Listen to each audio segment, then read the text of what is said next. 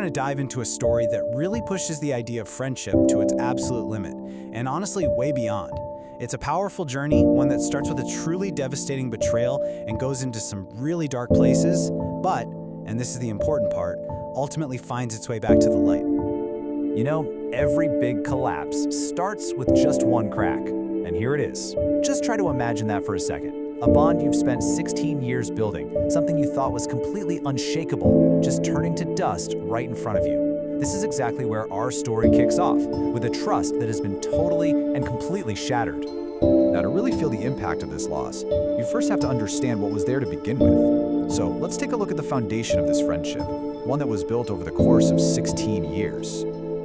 Okay, so for 15 straight years, this friendship was rock solid. It's described as a gift from the heavens, built on this incredibly deep trust. But then, in that 16th year, something starts to shift. These little subtle cracks begin to show up, small signs of betrayal that, at the time, were probably easy to brush aside, to just call a misunderstanding. Talk about some chilling foreshadowing. Well, those subtle cracks, they were a warning sign. And soon, they were going to give way to this catastrophic event that didn't just put an end to a friendship, it threatened to end a life. And this is where the story takes a turn that is just unbelievably dark. The betrayal wasn't just emotional. No, it escalated into an attempted murder. And it was orchestrated by the very person they once considered their most beloved friend. This didn't just happen out of the blue.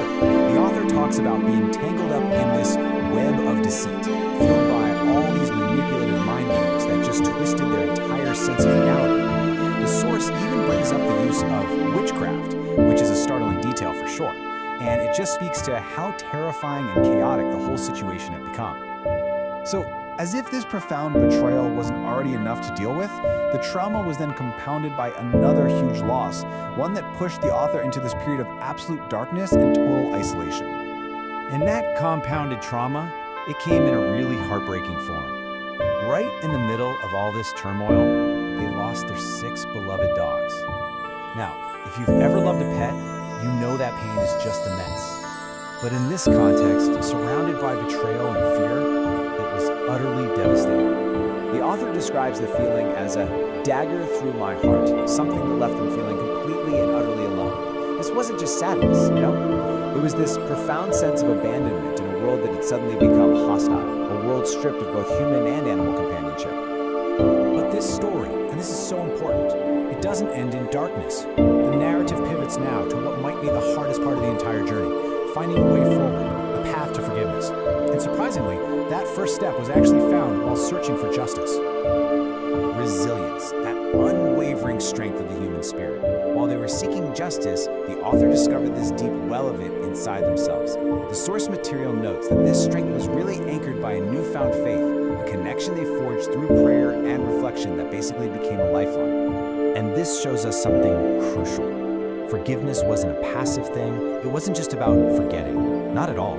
It was an active process, a conscious choice to release the anger, not to let the betrayer off the hook, but to free oneself from the chains of all that bitterness. So that leads us to the final stage here, rebuilding. It's about moving out of the shadows of the past and starting to construct a new life, one that's illuminated by all the hard-won lessons from this whole experience. I mean, just look at this profound transformation.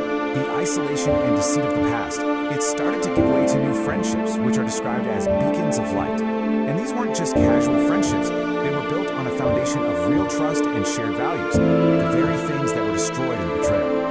And this, right here, this brings us to the core lesson of this entire journey. The scars from our experiences, they don't have to define us. Their meaning can actually change. They can transform from these painful reminders into powerful testaments of our own resilience and our incredible capacity to grow. And so, we'll leave you with this question to think about. If your world were to completely shatter, what are the anchors that would keep you steady? For the person in this story, it was faith and new connections. What would it be for you?